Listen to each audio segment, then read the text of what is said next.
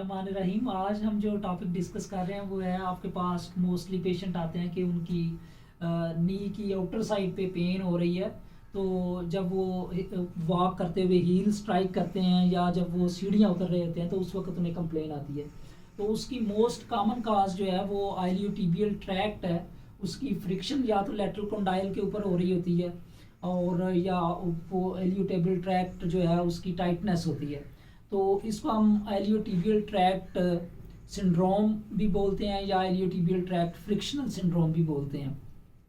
Lateral area में नी के pen की और भी बहुत सी वजूहत हैं, जैसे लेटरल कोलेटरल लिगामेंट उसके फाइबर्स डैमेज हुए हुए हैं, उनमें स्ट्रेन है, या मसल्स जो हैं बाइसेप्स फेमोरस है उसमें स्ट्रेन है, या इधर कॉमन फेबुलर नर्व है उसमें प्रॉब्लम है, या और जितने लिगामेंट्स हैं या मेनिस्कस है लेटरल मेनिस्कस, तो उसकी प्रॉब्लम की वजह से भी ये जो है पेन लेटरल साइड पे आ सकती है।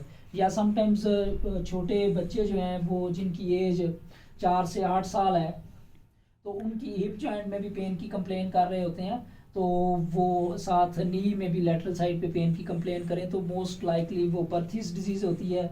अगर आपके पेशेंट की एज 11 से 16 साल तक है और उसको हिप में भी साथ प्रॉब्लम है और लेटरल नी में भी कंप्लेन कर रहा है तो स्लिप्ड कैपिटल फिमोरल एपिफाइसिस, तो बहुत सी वजूहत हैं जो नी पेन की वजूहत हो सकती हैं। तो जो मोस्ट कॉमन है वो है आइलियोटिबियल ट्रैक्ट फ्रिक्शनल सिंड्रोम।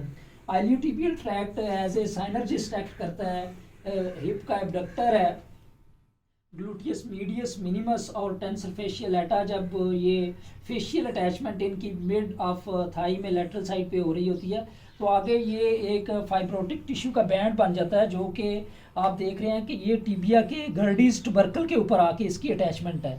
तो आइलियोटिबियल ट्रैक्ट बेसिकली ये आइलियक क्रस्ट के आउटर पार्ट से लेके ये हिप जॉइंट क्रॉस कर रहा है और उसके बाद नी जॉइंट भी क्रॉस कर रहा है।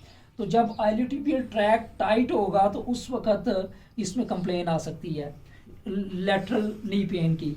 ये मोस्टली रनर्स में, स्प्रिंटर्स जो होते हैं, या वो लोग जिनमें रेपिटेटिव इस तरह की वो मोशन है, मूवमेंट है, जैसे वो मिनी स्क्वाट्स या फुल स्क्वाट्स कर रहे हैं, बार बार उठना और बैठना पड़ रहा होता है, तो उस वक्त उनका आईटी बैंड जो है लेटरल कंडाइल के साथ फ्रिक्शन काज करता है और जो नीचे बरसा पड़ा होता है वो समटाइम्स इन्फ्लेम हो जाता है और नी जॉइंट की मूवमेंट रिस्ट्रिक्ट कर देता है।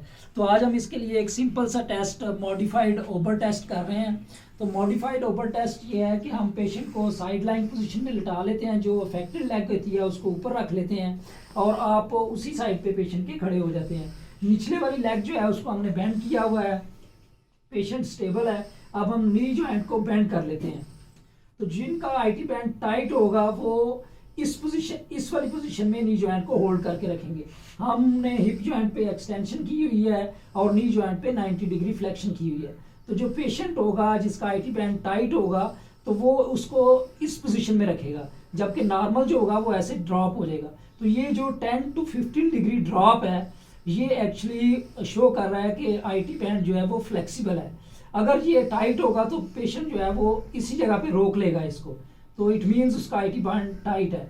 तो ये वो पॉइंट है जिसके ऊपर अटैचमेंट है, जिसे हम गर्डिस ट्यूबरकल बोलते हैं। ये just medial to the fibular head है, ये फेबुलर हेड है। तो इसके लिए एक बड़ी सिंपल सी हम एक्सरसाइज परफॉर्म करते हैं कि हम क्रॉस्ड एंकल लेग कर लेते हैं। जो हमारी अफेक्टेड लेग है, सपोज राइट लेग अफेक्टेड है, तो हम इसको अपने पीछे क्रॉस कर लेंगे और हम हाफ मून बनाएंगे, यानी कि हम अपने हैंड्स जो है वो ऊपर ले जाएं और अपोजिट साइड में हम जो है वो स्ट्रेच दें। तो ये पोजीशन है, इसमें हम आईटी बैंड को बेसिकली स्ट्रेच कर रहे हैं। या दूसरा ये है कि इसी क्रॉस्ड एंकल में आप खड़े हों और आगे लीन फॉरवर्ड करें।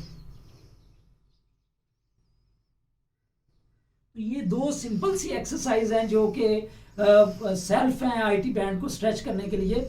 लेकिन सबसे ज़रूरी है कि आप पहले एवेल्यूएट करवाएं अपने फिजिकल थेरेपिस्ट से या मूवमेंट एक्सपर्ट से या ऑर्थोपेडिशियन से, देन आप जो है वो कोई एक्सरसाइज या कोई मैन्यूवर परफॉर्म करें। Thank you.